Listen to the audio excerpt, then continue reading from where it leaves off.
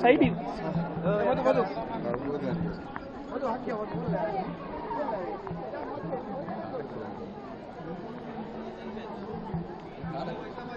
అమ్మా కొద్ది సైడ్ ఇవ్వండి.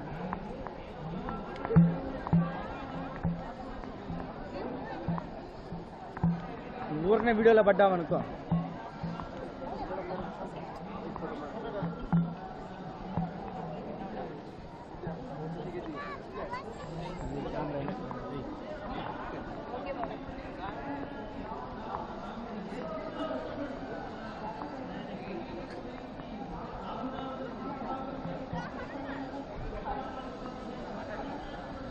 మాట్లాడిద్దాం. పెట్టుకో.